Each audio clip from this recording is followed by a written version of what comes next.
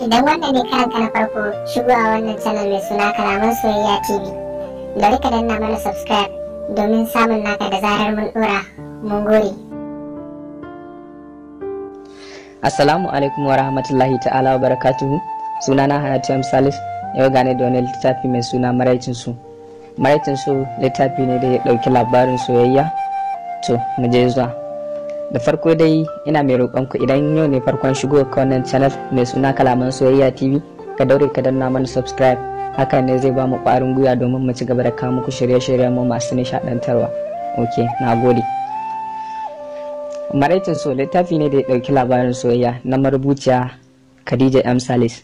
Ni kuma mai karantawa Hayatu M. Salis. Kanwata ce ta rubuta littafin. Nagode. Marubuciyar ta fara da godiya ga Ubangiji subhanahu wata'ala, wanda ya kowa ya komai, mai dare mai rana, wanda ya dangata mu annabi Muhammad sallallahu alaihi wasallam. Sannan kuma da wasu godiyoyi na daban ga wasu kuma mutane da suka kasance su ne 'yan uwanta, amma dai yanzu kai tsaye bara mu shiga littafin saboda gabatarwa za ta dauke mu dogon lokaci, amma bara mu shiga littafin. Marubuciyar ta fara da cewa wata rana da safe Ibrahim ya fito daga gida za shi wajen aiki da ya saba yi na yau da gobe. Yana cikin tafiya sai ya ga wata bayar Allah ta fito daga wani gida, sai ya je gabanta, sannan ya ga cewa ya kamata ya je sanar mata da abin da yake zuciyarsa. Ya je wajenta ya gaya mata assalamu alaiki. Bayan ta amsa masa sallama ya ce suna na Ibrahim, amma idan ba damuwa dan Allah ina so ki gaya min sunanki. Ta ce ba matsala, suna na Maryam. Ta ce shikenan dan Allah ki gaya min a inda kike. Ta ce wannan gidan da na fito shine gidanmu, sannan kuma anan nake rayuwata. Ce shikenan nagode, idan ba damuwa ina so in gabatar miki da wani abu da yake cikin zuciyata, idan har hakan ba zai zamanto ya bata miki lokutan ki ba. Ce shikenan ba damuwa ina sauraron ka. Ya fara da cewa haƙiƙa na ganki a yau na ganki, sannan kuma gani na idan na tafi na rabu da ke a wannan lokaci ban san yaushe ne za mu ƙara haɗuwa ba. Wannan shine dalilin da ya sa ni na zo gare ki domin in gaya miki cewa ina son ki, amma ban sani ba ya za ki kalli lamarin. Duk da cewa na fara haɗuwa da ke, ina so ki bani dama domin in zo ki ringa zuwa gidanku muna tattaunawa ni da ke. Wataƙila idan Allah ya haɗa soyayyar mu ta ƙarfi sai ki ga mun kasance tare a gida ɗaya. Da shi kenan ba damuwa. Ya ɗauki nambar sa ya bata, ita ma ta bashi tashi ta. Da dare ya je gidansu ya tura aka yi sallama da Maryam ta fito, suka fira sosai. Suka ɗauki tsawon wata guda suna soyayyarsu ta yi ƙarfi da wani baya son ya ga cewa ya rabu da wani. Bayan ɗaukar wannan dogon lokacin da suka yi, sai ba mahaifinsa ya ce masa yana so ya tura shi wajen yayansa domin ya je taya shi wasu ayyuka da yake zai ɗauki kamar sati 3.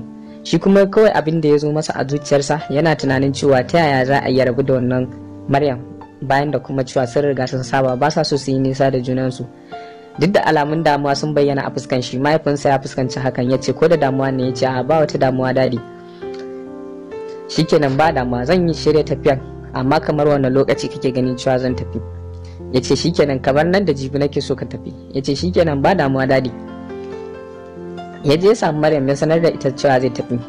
Bayan ya gaya mata hakan ta shiga damuwa sosai. Bayan ya tashi tahowa, kuka ne kawai yake zuba a cikin idanunsu saboda za su rabu da junansu.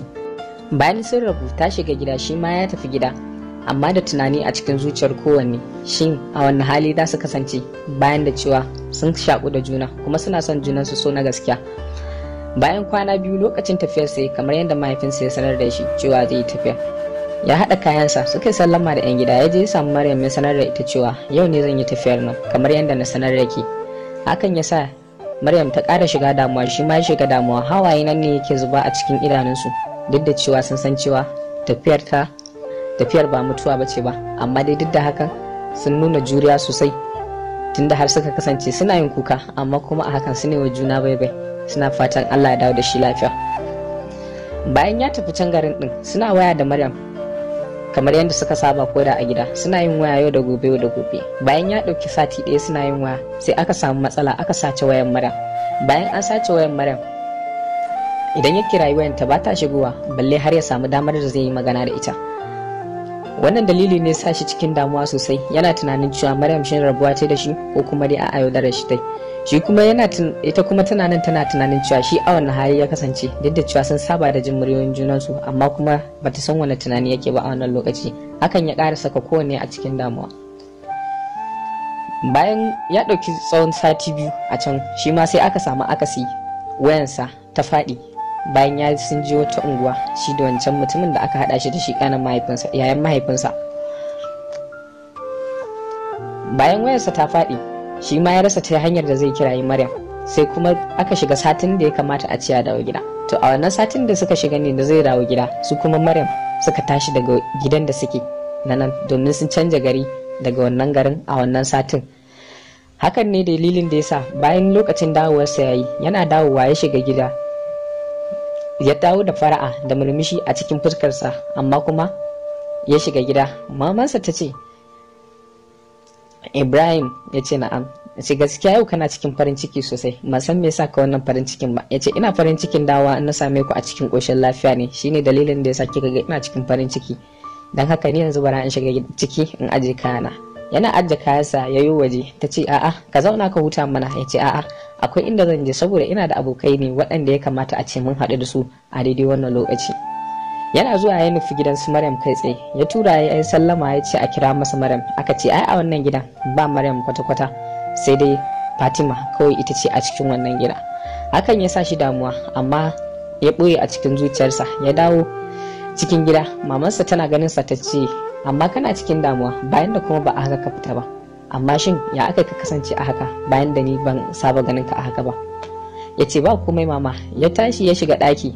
Yana shiga ɗaki bayan ya kwanta ya kalli sama, hawaye ne ke fitowa daga cikin idanunsa. Shin ya aka ya je gidan su Maryam, aka ce ba Maryam sai dai Fatima. Haka tunani ya ta wanzuwa a cikin zuciyar shi. Ita kuma Fatima Maryam tana can tana tunanin cewa a wannan hali ta bi Ibrahim. Bayan an ɗauki kwana 3 bai yi haƙuri ba, sai ya ƙara koma gidan su Maryam wanda suka tashi. Ya je ya tura a sallama da Maryam. Aka ce ba fa Maryam a wannan gida sai dai Fatima. Hakan ya sa shi ya ƙara dawowa gida. Ya shiga gida yana damuwa da kukan nan da ya saba yi, yana yin shi ya kalli sama. Sai ga kanwar shi ta shigo ta yi masa sallama, amma hakan bai sa shi ya amsa wannan sallaman ba, saboda yana tunanin wani abu daban wanda har ya hana shi wannan amsa sallama. Bayan ta yi sallama ta ji cewa shiru bai amsa ba. Hakan ya sa ta je ta dan tattaba shi. Ta ce yaya? Ya ce na'am. Khadija? Ta ce na'am. Ce amma kana cikin damuwa mai tsanani, amma ban san menene dalili ba. Ce haƙiƙa haka ne, ba zan iya ɓoye miki komai ba. Na je gidan su Maryam, amma an ce min wai Maryam ba ta nan, sai dai wai Fatima. Ni kuma ban san wace ce ma Fatima ba, domin a tarihi a gidan su ba wata mai suna Fatima. Hakan yana nufin cewa kenan an yi wa Maryam aure ne, ko kuma a'a Maryam ta yaudare ne. Ban san ni ma menene dalili ba. Ce Allah sarki ya, to ka tura mana wata rana a kira maka Fatima domin ka ga wace ce Fatima ita kanta. Ce to shikenan, na ɗauki shawararki. Bayan kwana 3 da faruwan hakan, shine sai ya koma gidansu ya ce a kira masa Fatima. Amma inda ya ci sa'a sai ya tarar da Fatima tana zance a kofar gidan da ita da wani bawan Allah da yake zaune, da yake zo da motarsa, suna jingina a jikin motar. Sai ya ga Fatima ta yi kama da Maryam matuƙa, domin a tunanin shi ma Maryam ɗin ce. Hakan ya sa shi ran shi ya ɓaci. Yana zuwa sai ya sallama ya ce salamu alaikum. Wannan bawan Allah ya amsa masa ya ce malama Maryam. Ta ce wace ce Maryam ɗin? Wane ne kai kuma menene ya sa ka zo wajena? Ya ce haba Maryam, ya za a ki manta da ni bayan da kin san cewa ina son ki, sannan kuma ba zan iya rayuwa bayan babu ki ba. Ta ce malam ban san ka ba, ban san wane ne kai ba, ya za a ka zo ka shigo rayuwata? Hakan ya sa shi hawaye da kuma rudani na cikin zuciya. Ya juya ya tafi. Hakika bayan sun gama wannan, sai saurayin Fatima yake gaya mata cewa gaskiya baki kyauta ba abin da kika yi masa, bai kamata a ce ki masa haka ba.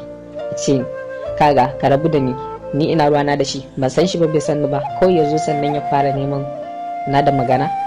Hakan yana nufin cewa kenan yana so ya raba ni da wanda zan aura. Shi kuma ya tafi cikin gida. Ibrahim yana tunanin cewa hakika Maryam dan ta samu wani mai kuɗi ne ta manta da shi saboda shi ba shi da su. Hakika idan dai har sai masa haka ba ta masa adalci ba. Wannan dalili ne ya sa shi cikin damuwa sosai. Duk da haka bai haƙura ba. Bayan kwanaki ya ƙara koma, amma sai ya ƙara tarar da wannan bawan Allah suna fira da shi da Fatima.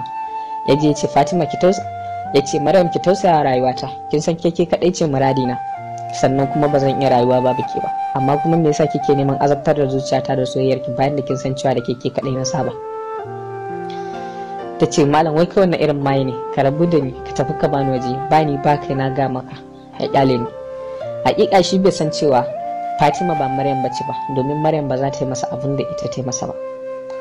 Hakan ne dalilin da ya sa shi cikin damuwa matsananciya, ya sa shi ya kasance cewa ko daga cikin gidansu baya iya fitowa, kullum yana cikin ɗaki kuka yake yi. Tun iyayensa ba su san me yake faruwa ba, har suka sanar da cewa ya shiga damuwa matsananciya sosai. To shikenan, ina mai baku haƙuri da wannan littafi, za mu ɗora a nan gaba. Idan dai har wannan littafi ya baku daɗi, to dan Allah ku danna mana alamar nan ta subscribe, sannan dan Allah kar ku manta ku yi mana liking. Bayan liking kuma, idan har kana neman wani ƙarin bayani a dangane da wannan littafi, za ka iya kiran wannan namba kamar haka 070 36 45 27 34. Na bar ku lafiya.